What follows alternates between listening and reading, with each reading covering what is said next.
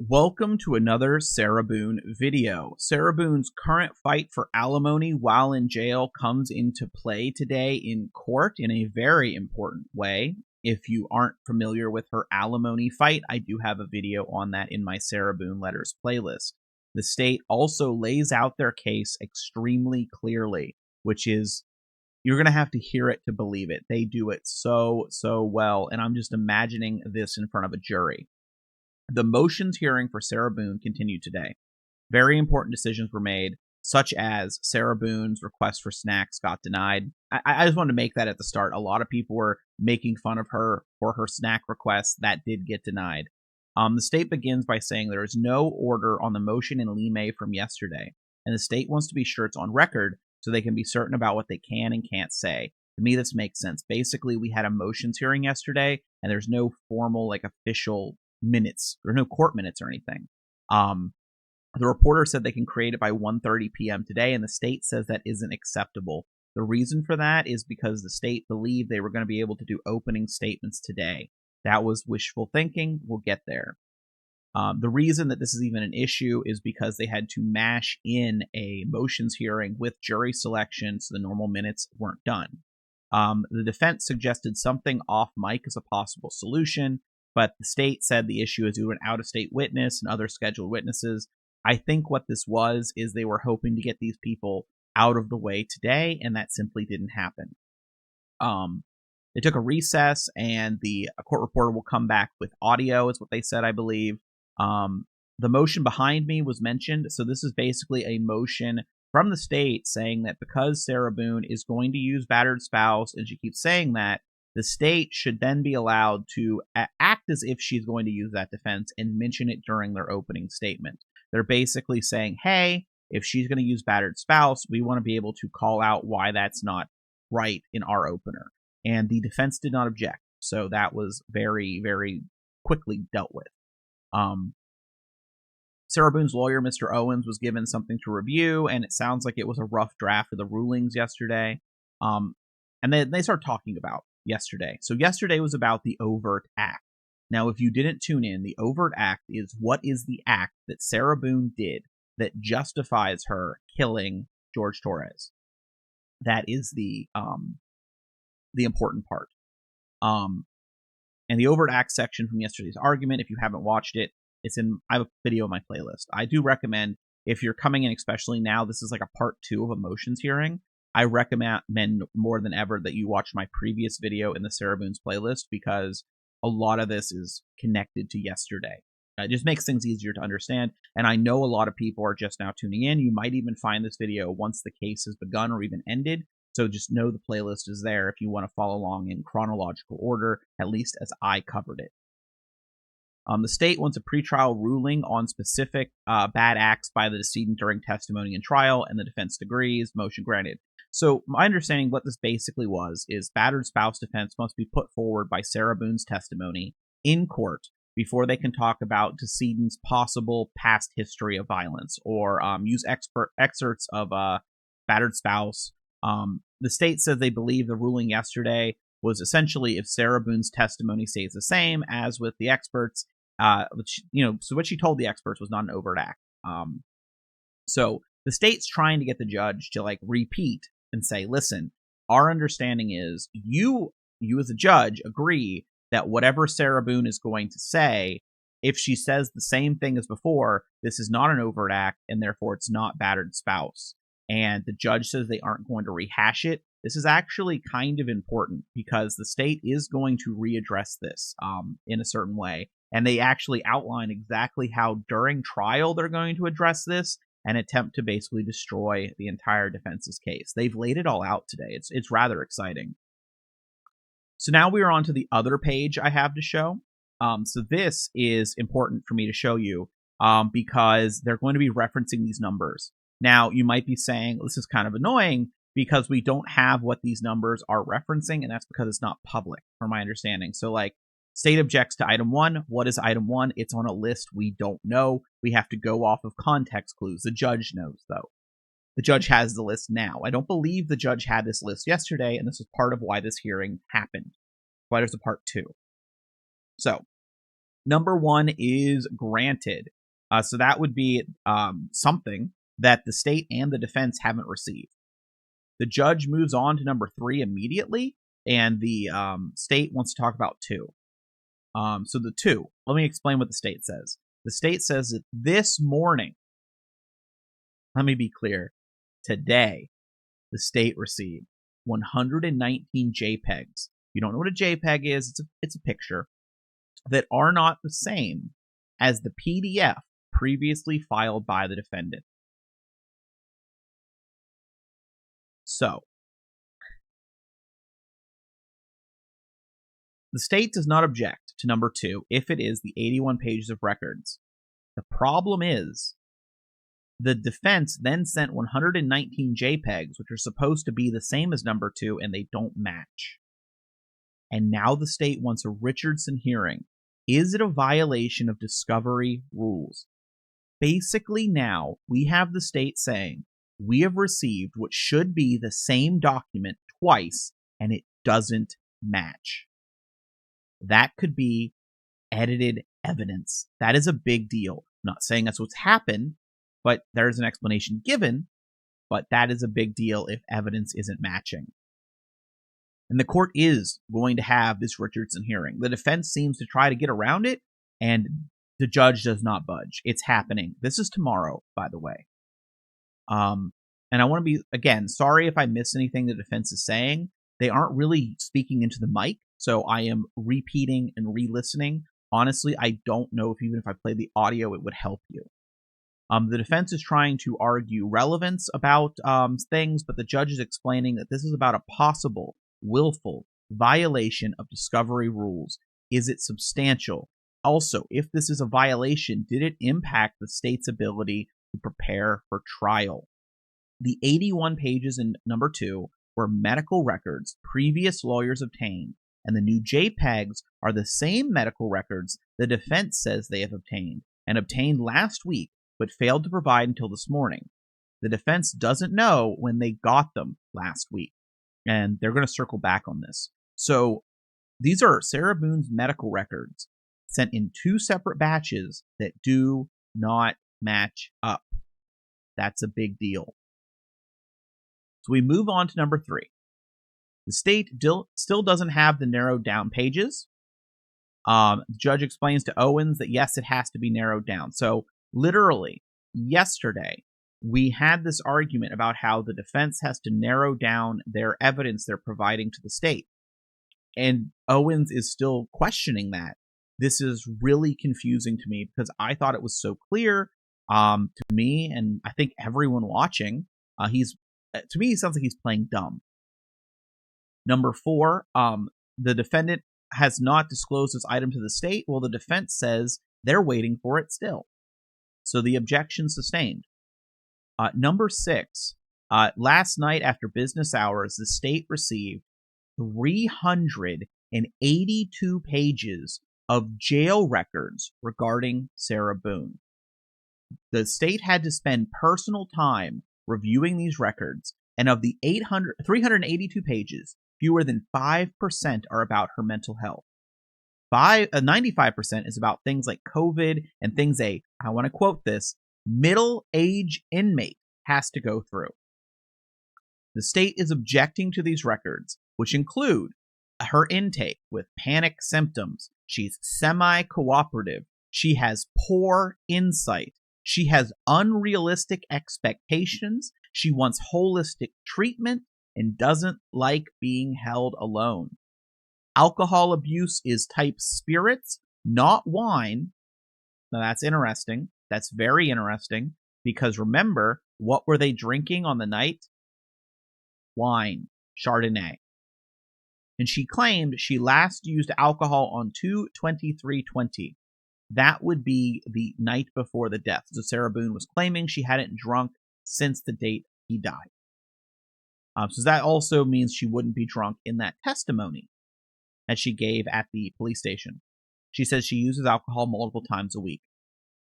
Intake screening also showed a history of violence towards others, and that the anxiety was pre-existing before jail. The state doesn't understand the relevance The state says, and I want to quote, "Most of it is just embarrassing and irrelevant." Now, when the state has to make it clear that this is just embarrassing, the reason to me they're doing this is they're telling the defense that we want to make it clear that we know this is just embarrassing because you can't say this will, taint the jury, right? I think that's what they're going for here. I think this is the state basically saying, look, you know this is going to taint the jury. We want to make it aware. So if you're doing this, it's your fault, right? The defense tried to say it's like the state sending them 500 pages, and the judge had to interrupt and say, we addressed that yesterday. If you didn't watch yesterday, again, I highly recommend it. Essentially, the state keeps getting massive documents from the defense, which is not supposed to happen. It's supposed to be narrowed down to exactly what the defense is going to use, while the state has to turn over everything. We've gone through this. The defense says that the experts aren't saying the anxiety she is suffering is all pre-existing. Some of it might be in jail. The judge asks, what's the relevance? What do COVID tests have to do with it? What do blood tests have to do with the case? And the defense is kind of shaking their head during this. The defense says, I'm trying to tell you. The judge and the defense are actually speaking over each other. The judge wants a date. He wants a page. The defense says, well, Dr. Harper and judge says you aren't answering my questions. The defense says, I didn't say we were going to introduce these records. And the judge says it's your exhibit list. So why is it on your exhibit list if you're not introducing it, right? The defense says they don't intend to introduce them, but the experts might rely upon these records. The state explains the depositions of all 3 doctors predate the request for these records. So it is unclear if the experts have reviewed these records. And when does the state get to depose these experts again after they've seen new evidence? Who is going to pay the expedited costs of the transcripts? And what is the relevance of these records if they are done after the deposition that was previously done? This is a problem. It's a problem. Even if just relied upon by the experts, because if it was introduced, how are they relied upon if obtained after the deposition? Dr. Harper said she relied on some jail records at deposition, but defense didn't have them at the time. So now we have new issues. Have the defense's experts been provided these new records? The defense says that Dr. Harper has not reviewed the new records and they will not have her review them. Sarah Boone was shown at this point because she's sitting right next to him, and in my opinion, she was very, very angry about this news. So I'm assuming this is a Sarah Boone move, right? Sarah Boone wanted these, and she's being told no. There's other moments as well, if I remember to mention them. I don't have them in my notes where Sarah Boone, it was very much a Sarah Boone move. I'll mention it now in case I forget. Later, there's going to be talk about possible new witnesses and depositions. And the defense at the time, I don't remember if I kept it as a note, specifically said these are witnesses Sarah Boone wants. I don't know if I'm going to call them all. That's my choice, but she can choose if she wants them to be witnesses. I can choose if I call them. Something along those lines, not exact words.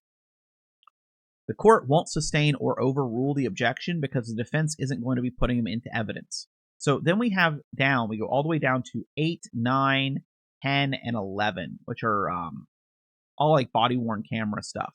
The defense says they want to use the police reports to refresh the understanding of the officers, so not moved into evidence. So the objection is not sustained or overruled. It doesn't matter.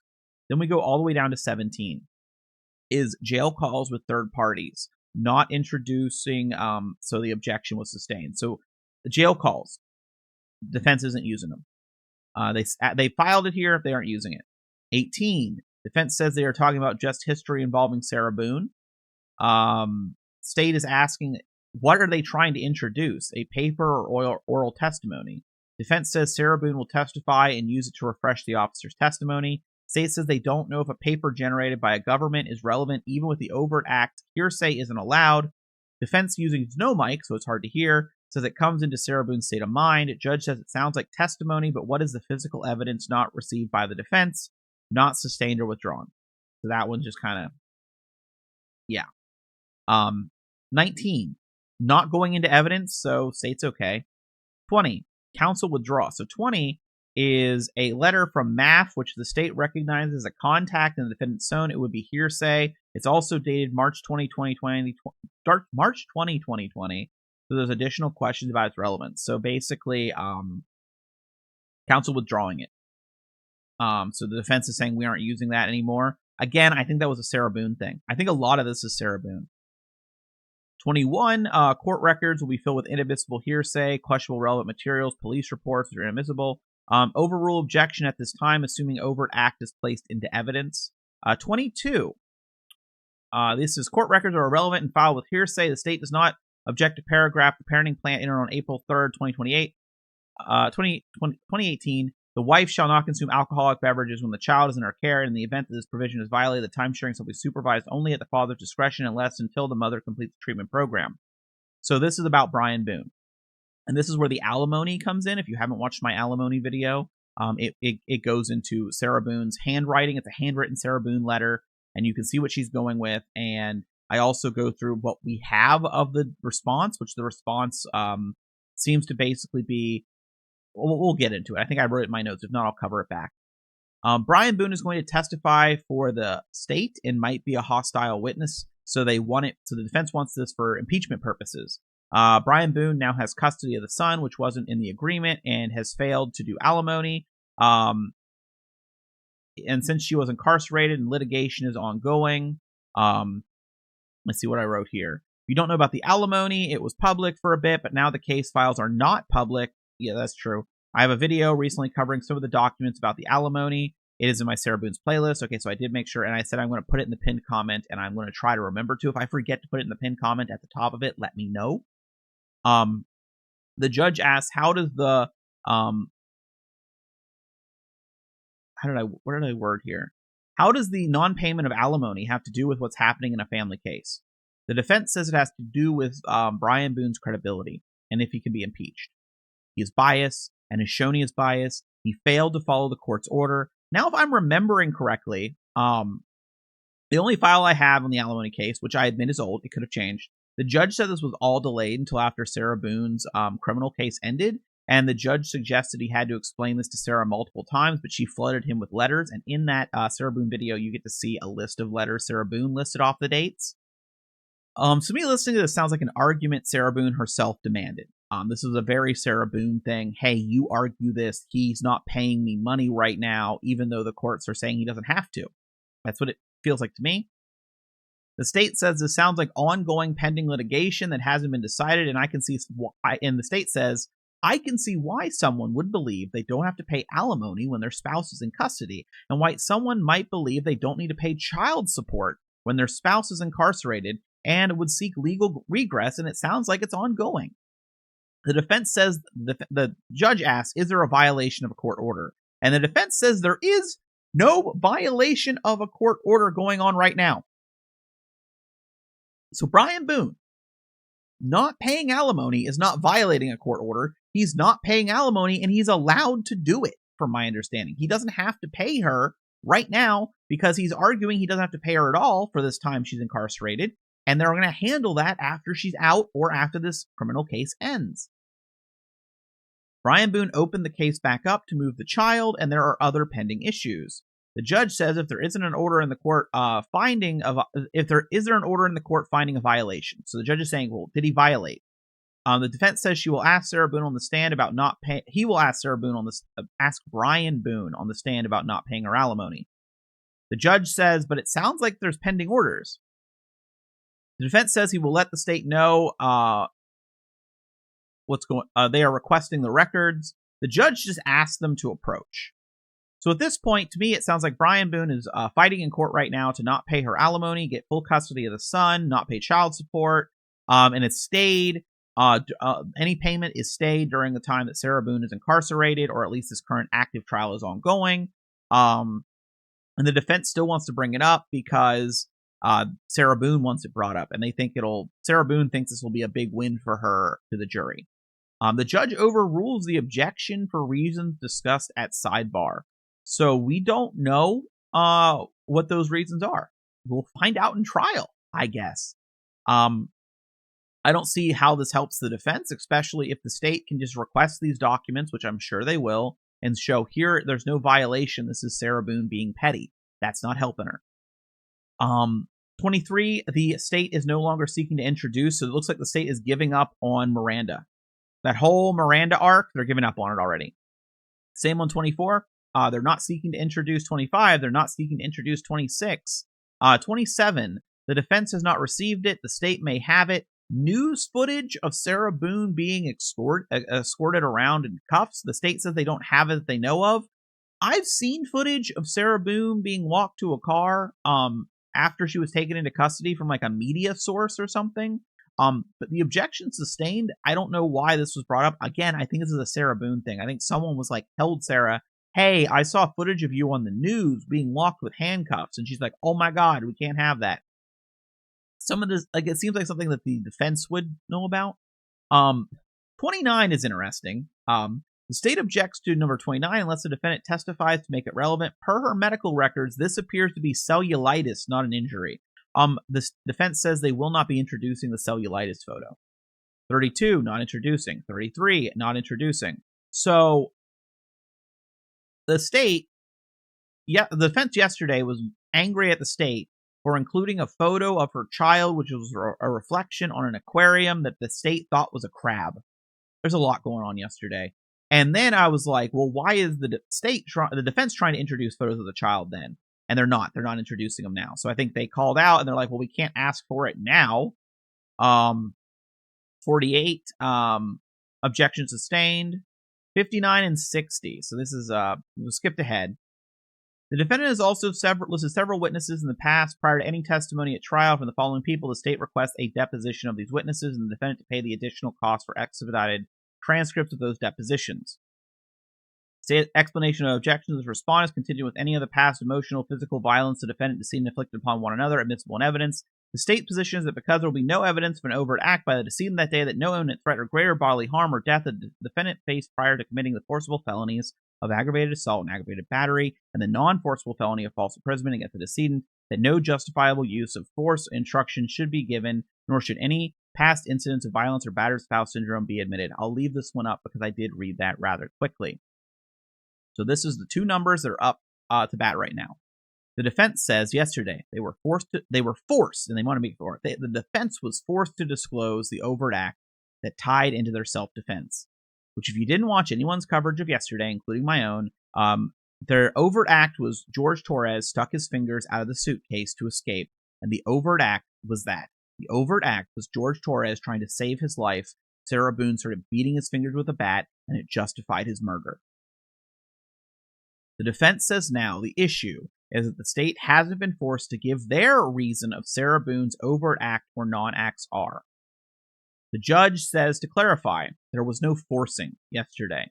The experts didn't testify to any overt acts. The overt act did not appear in any of the depositions. The defense says it was the state's deposition, and it is the state's fault he wasn't told the overt act by the expert in his deposition. He cut the expert off. The defense says the state won't say what they think Sarah Boone did, so they have to list everything. The defense doesn't know how to respond in their opening statement until the state gives theirs. The defense wants to renew their motion for particulars. They want to know exactly what it is the state attorney says Sarah Boone did to constitute second-degree murder so they can do a defense. So the defense is now saying this is unfair, this trial's unfair, we've shown our hand, we were forced to show our hand to that prosecution, we don't know what they're doing, and the state is about to bury them. I want you to understand, if you haven't heard this, you are about to hear Sarah Boone be buried. The state responds, Mr. Owens, Mr. Cacciatore, myself, and Dr. Warner all sat within 5 feet of Sarah Boone the first week of October and heard the final version. I don't understand the position they are taking, that they were forced to show their hands when we were all together to hear her version. It was all fun and games. Sunday fun day. He gets into the suitcase. We are all laughing. I zip it shut. We are all laughing. He says he can't breathe. It triggers her based on past violence, no overt act. She begins violently doing things to the suitcase that she said she did, whacking him on the fingers with a baseball bat. Now, despite being the initial aggressor, and putting Mr. Torres into reasonable fear of death or greater bodily harm, then Sarah Boone realizes she's in trouble when he gets out. Which, if that is the testimony, that does not amount to an overt act that would allow reputation, past violence, or battered spouse syndrome evidence. They weren't forced to show their hand. I was there. The rule allowed the state to be there. The state isn't abusing the system. The state's understanding is Sarah will testify on the specific events of that day, and when she gets to that point of her saying him saying I can't breathe, the state attorney is going to object. He is going to ask to approach. He is going to say, Judge, there is no change in her testimony. If there isn't a change, if there is, that's different. Judge, we got a ruling that there has been no overt act testified to, and we will object to her statements about her past violence and object to battered spouse evidence. I want everyone to be on the page for that. So the state is saying, as soon as Sarah Boone tries to say, it made me think of the past violence, the state is objecting, and they are immediately going to attempt to destroy the battered spouse defense by saying there's no overt act. There's more from the state that's going to bury Sarah Boone, but that's pretty bad. That is outlining exactly how it's going to go, and unless Sarah Boone changes her story, which that can be used against her, that's what's happening. The defense has had discovery for several years, and the state at this point laid out their case. I think you only want to really appreciate it to hear the court audio. So we're listening to it. We're going to listen to it. So at this point, there's more information, right? And I have this here. This is going to be the state explaining how they are going to talk about the videos. This is the state's case. A video that starts at 11:12:45 p.m. on 2/23/2020. Sarah, for everything you've done to me. Sarah, for everything you've done to me. Sarah, F you, laughter. Sarah, F you, laughter. Sarah, stupid. Sarah, that's my name. Don't wear it out. Sarah, I can't effing breathe, baby, seriously. Yeah, that's what you do when you choke me. Sarah, Sarah, Sarah, laughter. Sarah, I can't breathe, babe. Laughter. That's on you. Sarah, I can't breathe. Laughter. That's on you. Sarah, unintelligible, drunken, slurred words. Laughter. Sarah, Sarah, Sarah, I can't breathe, baby. That's what I feel like when you cheat on me. Sarah, F you. I can't effing breathe, Sarah. You should probably shut the F up. Sarah. Shh. That's our case. That is an evinced, depraved mind, conscious disregard for whether he lives or dies, whether she put him in there or not, she let him remain for 2 minutes during that video. And then at 11:23:03 p.m., there's another 22-second video, and it just zooms in on the suitcase. Sarah. So that is a second-degree murder case when the medical examiner comes in and says, George Torres, died from positional asphyxiation and the asphyxiation from being in a confined space. And eventually, after Lord knows how many breaths, he expired in that suitcase when she went upstairs and went to bed. But in addition to those statements, we now have her new statements, which are she intentionally violently shook the suitcase, threw it upside down, hit him with a bat, committed independent forcible felonies. And that's going to be corroborated by the medical examiner's testimony to all the blunt force trauma to both sides of his face and his mouth. So, God, that's terrible. That's wow. And the thing is, we didn't get to see Sarah's face during that, and I'm honestly upset. I wanted maybe another place did it and I didn't get to see it. I wanted to see her face. I wanted to see her face because the jury isn't going to get a rereading like that. The jury is going to watch those videos. I have not shown those videos on my channel at this time. I might in the future do a video and put warning, right? And they're out there on YouTube if you haven't seen them. What are they supposed to do, right? I don't know how Sarah Boone has a case. I never have. I never have. But the defense replies. Owens replies. Says that the defense wanted that in writing weeks ago. The hell do you mean? If you are a defense lawyer, in my opinion, and you can see the evidence of this case, and you don't think that that's how that's going to go,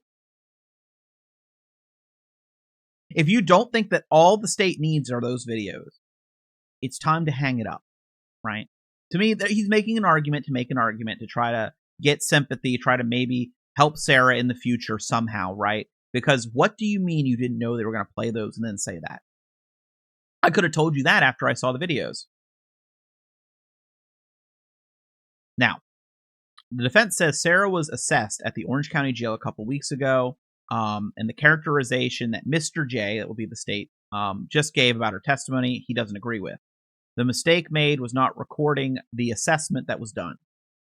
The only two people that can testify as to what Sarah Boone in the assessment was is Sarah Boone and Dr. Warner.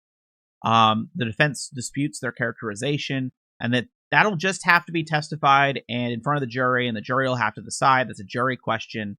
The judge denied. The judge just said this was denied. The objection to 60 and 61. The state says, what about the deposition? So basically, the judge was focused on 61, not 60. The defense says they should be allowed to depose them. The state says they can depose them, but it's one-sided. And basically, they want the defense to pay. That's what this is. They want the defense to pay for the expedited transcripts, not the state. Recess to address this in the Richard violation. So there's a break. They come back. The Richardson hearing will have the hearing tomorrow morning at 9 a.m. The defense has to provide narrowed down documents with just anxiety or lack of by the state by 9 a.m. to the state by 9 a.m. tomorrow morning. The state has to correct the judge that this is actually about 119 JPEGs. So the judge, listen. By the end of this, the judge is like you and me. There's you sitting through this, and it will affect you. It's hard to keep track. It's why I keep notes, because I feel like I have to, and I have to read off of them. And even then, sometimes I get confused with my notes because this is draining sometimes to listen to these cases. The judge got a little confused about what was actually being talked about. What we're actually talking about here is all the way back up. You might have forgotten. All the way back up, we were coming back around to it. It's number 2, that the defense has sent 119 JPEG images to the state that do not match the 81 pages of the records they were supposed to be images of. The judge says it's the same. The defense has to edit them and provide them by tomorrow morning. Now, to me, I don't think that's really explaining what's going on, right? Like, I think the state just kind of let it go. The issue is not whether they were cut down or not. The issue is if these records do not match and they are supposed to both be a full set of records, why don't they match? Why do the records change? We're probably going to hear about that tomorrow. I think the state was basically like, they're running out of time because they got to do with the jury, right? And this can be handled tomorrow.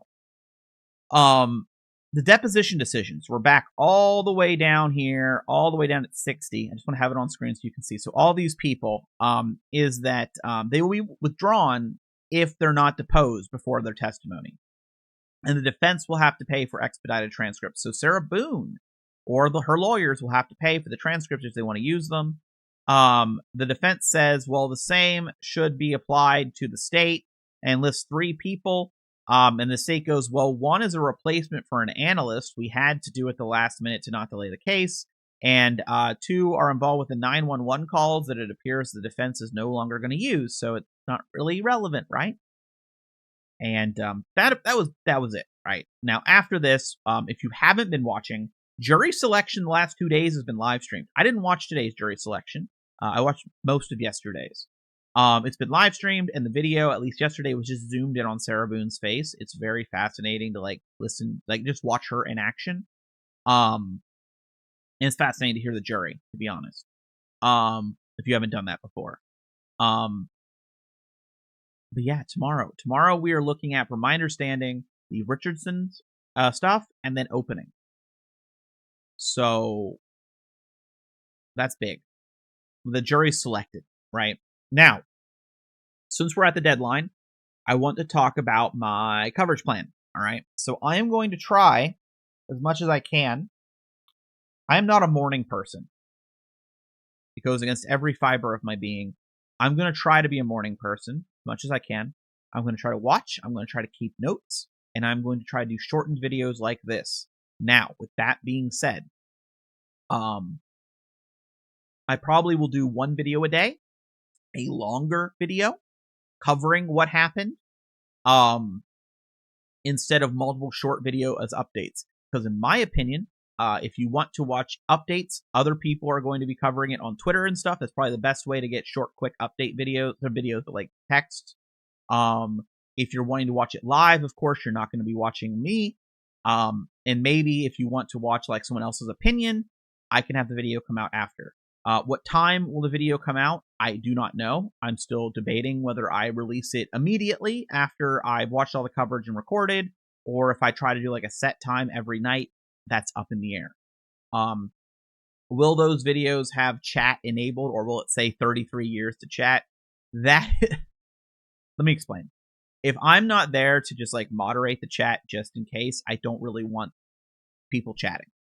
And the 33 years thing, it's a meme from something else that you've never seen. Let's put it that way. It's a joke from some people that were declaring the number 33 as like evil or something. So if the chat's open, I am within arm's reach at least. I might not actively be watching it, but I'm gonna, filter, make sure that like there's not like slurs and things. I want to be sure of that. So for that reason, if I for whatever reason can't be available to, let's be real, babysit the chat, I'm going to probably put it as like a very restricted. I might put it. I thought about putting it at members only, but even then, people only. My membership's $1, so it's not like a detriment, right? People will just pay $1 and then they can do that to multiple accounts. So I don't really think I want to do that. I don't really like locking things behind membership as well. Maybe a video early periodically for like a few hours. But yeah, as I said, I'm going to try to remember to put in the pinned comments I'll probably do a pinned comment of the Sarah Boone Alimony stuff, because I know a lot of people, either the initial coverage by a lot of people was last year, so you just forget, right? And I have new coverage. I think someone else covered it recently as well. But I have my coverage. I'll put that, and then below that, I'll probably put like my stereotypical, like, if you want to support the channel links. Let me just do a double check real quick. I just want to make sure like nothing has happened, right? I just want to keep it as complete as I can. And I'm just gonna check Sarah Boone subreddit real quick, see if there's anything I might have missed.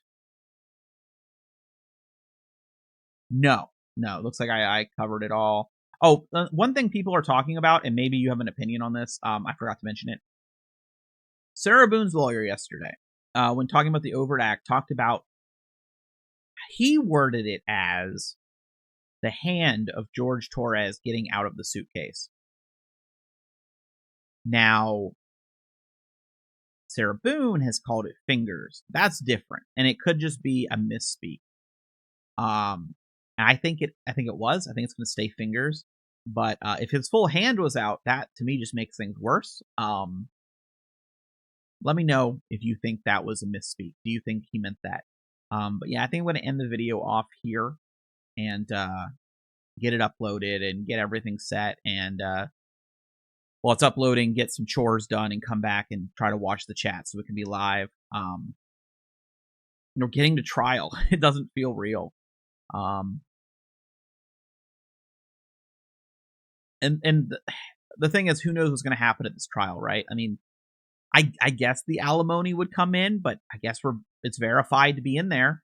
So Who knows what else Sarah Boone, who knows what other personal grudges Sarah Boone's going to put in this case. I'll see you next time.